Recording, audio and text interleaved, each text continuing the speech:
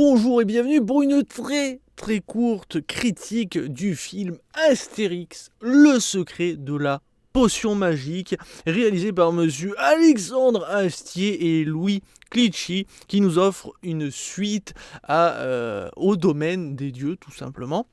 On retrouve la voix de Christian Clavier pour Astérix, puisque monsieur Roger Carrel, je crois, avait pris sa retraite, enfin en tout cas voilà, et donc on retrouve la voix de Christian.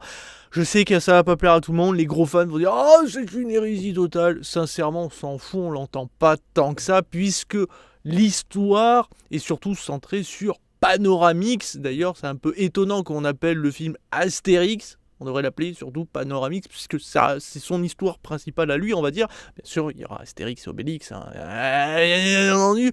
Mais voilà, c'est quand même sur Panoramix, puisque voilà, celui-ci étant beaucoup trop vieux, il le réalise.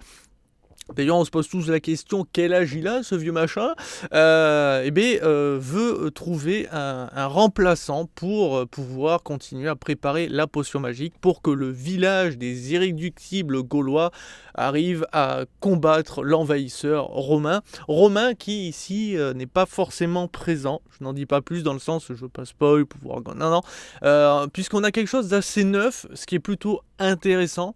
Maintenant, en n'étant pas un gros amateur de l'univers Astérix, je partais vraiment pessimiste parce que le domaine des dieux, j'avais pas vraiment kiffé. Autant visuellement, il était magnifique, faut être honnête, c'était très bien, c'était plutôt bien écrit, mais alors au niveau de l'humour, j'avais quelques rictus, mais pas pas vraiment de la rigolade. Et malheureusement, la bande-annonce ici m'a traumatisé. Et du coup, ce qui est arrivé, c'est que dans ce film, est beaucoup moins porté sur l'humour que par exemple Mission Cléopâtre ou même Le Domaine des Dieux. Mission Cléopâtre n'est pas un film d'animation, hein, mais voilà, en général dans les trucs d'Astérix et Obélix, t'as quand même pas mal d'humour.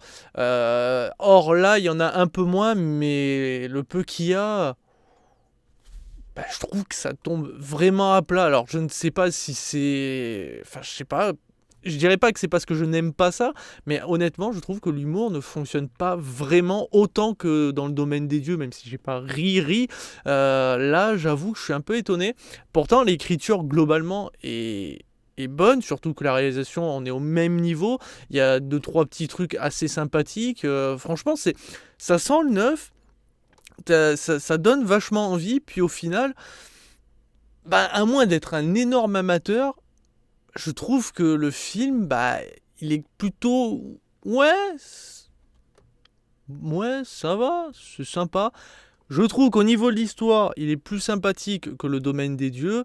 Côté humour, il est en dessous. Et côté réalisation, on est largement au-dessus, parce qu'il y a vraiment des trucs assez sympathiques, même si par moments c'est un peu terne.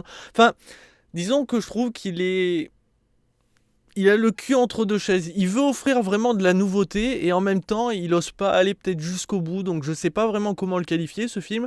C'est pour ça d'ailleurs que je vais lui donner 2 notes parce que voilà, je peux pas dire grand chose de plus. Je ne veux pas vous spoil l'histoire, ce que vous allez découvrir.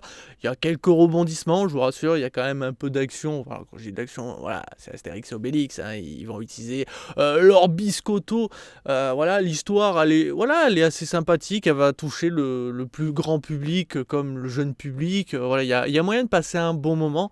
Mais voilà, je pense que à moins d'être un vrai gros fan, c'est pas cet épisode qui, pour ceux qui détestent Astérix, par exemple comme moi, enfin, c'est pas grâce à cet épisode qu'ils vont se dire oh j'adore maintenant Astérix. Bien sûr que non.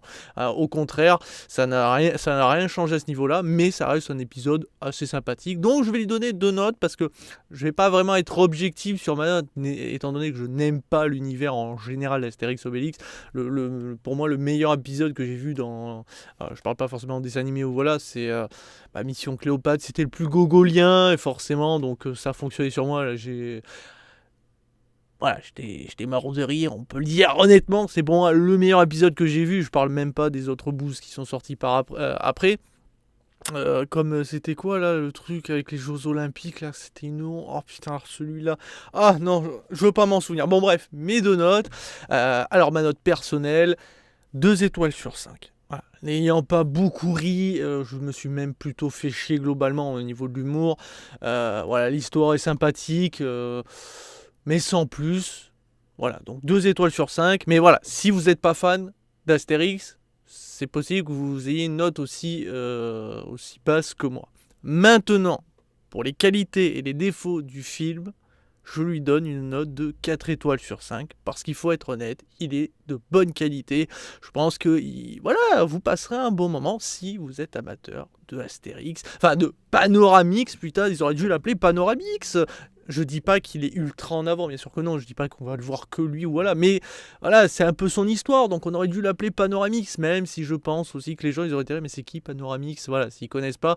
Donc au moins avec Astérix, on est sûr de parler à tout le monde, mais bon, je trouve ça un peu couillon quand même. Donc voilà, ça reste un film. Voilà qui conclut cette toute petite critique. Je vous dis à très très vite pour toujours plus de vidéos. Ciao, ciao.